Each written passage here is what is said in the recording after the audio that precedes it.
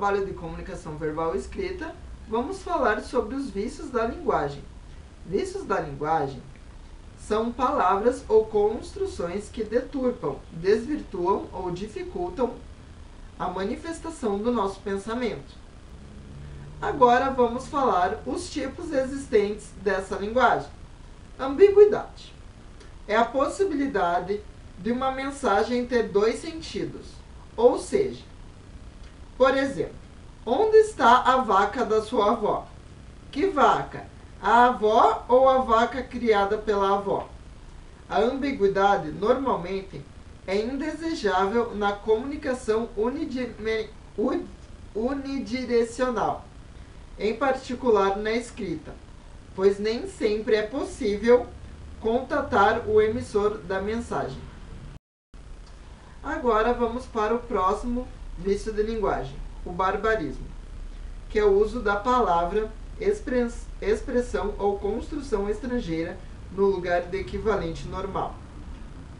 Por exemplo, eles têm serviço de delivery. Anglicismo, o mais adequado seria, eles têm serviço de entrega. Há quem considere barbarismo também divergência de pronúncia.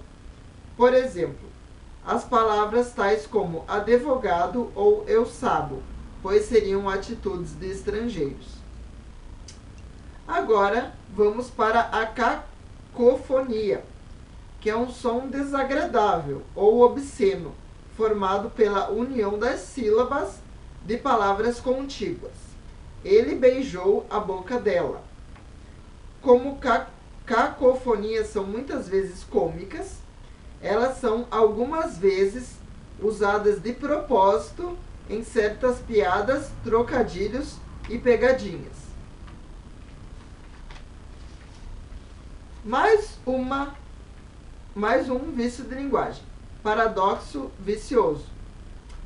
Quando consiste numa antítese extrema, inútil e desnecessária de significado, é considerado um vício de linguagem.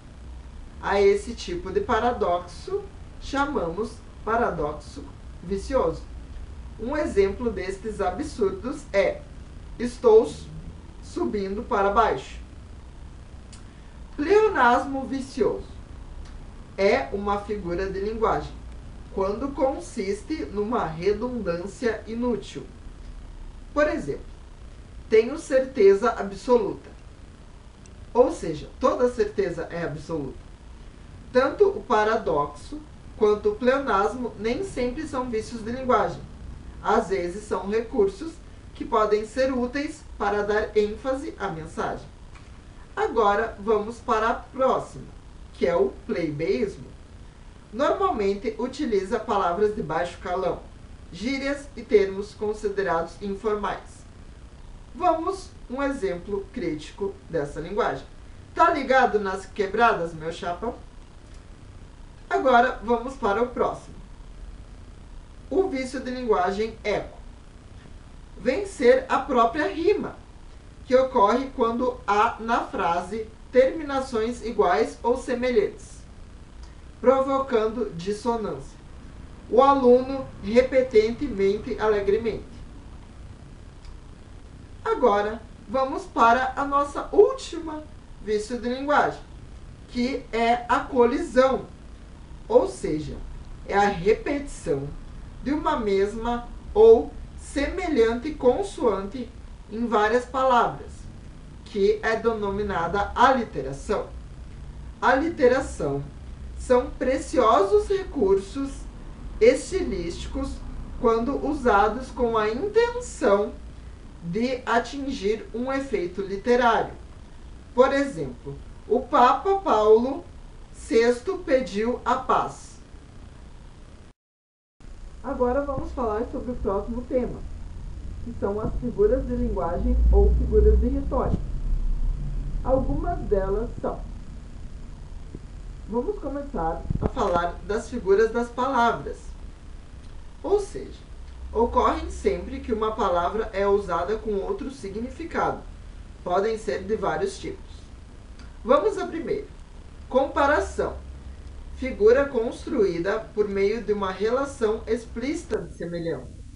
O imposto de renda é feroz como um leão. Vamos para a próxima, que denominamos metáfora. Também se apoia nessa ideia da comparação, mas não vem explícita, está subentendida. O leão do imposto de renda. Agora vamos para a próxima, metonímia. Os seres ou objetos relacionados possuem relação direta e não são de universos diferentes, como a metáfora. Li Machado de Assis. Não li a pessoa, mas os livros dele.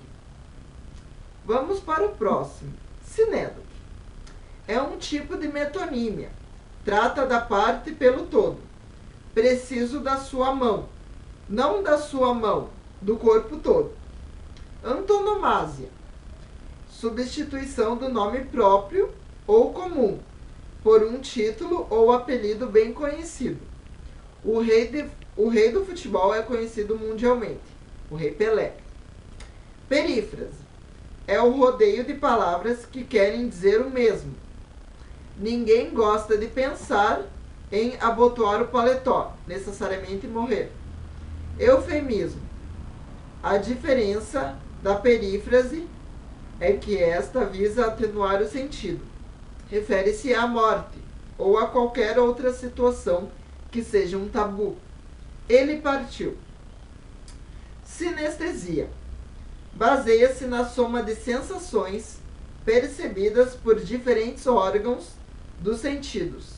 Troca um sentido pelo outro. Vestiu um vestido de cor gritante. Imagine uma cor gritante.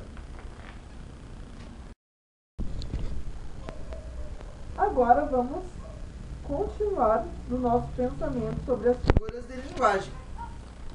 Agora é as figuras de pensamento, que são aquelas que se apoiam em ideias. Antítese. Confronta duas ideias opostas. Ora ria, ora chorava. Paradoxo. Também contém ideias opostas, mas possui uma lógica incongruente, pois em geral ocorre no mesmo ser ao mesmo tempo. Ele chorava de rir. Ironia. É uma expressão que geralmente significa o contrário do que está sendo dito. R$20. O que você vai fazer com essa fortuna? Personificação ou prosopopeia. É quando se dá vida a características humanas. Aquilo que não é humano. Meu cachorro me sorriu latindo. Hipérbole. É uma figura baseada no exagero. Por você eu chorei um rio de lágrimas. Gradação. É a disposição das ideias de forma gradativa, aumentando ou diminuindo. Eu ligaria para você, mesmo que eu não tivesse os dedos, as mãos, os braços. Figuras de construção. São aquelas que alteram a ordem das palavras nas frases. Elipse. Ocorre quando se evita repetir uma palavra. Ou seja, Antônio entregou um presente a Maria, ela o seu coração. Policíndro. A repetição da conjunção ou conectivo, que liga as frases ou palavras. Vim, e vi, e venci. Assíndeto. É o contrário do polissíndeto. Não apresenta nenhuma conjunção ou conectivo. Vim, vi, venci.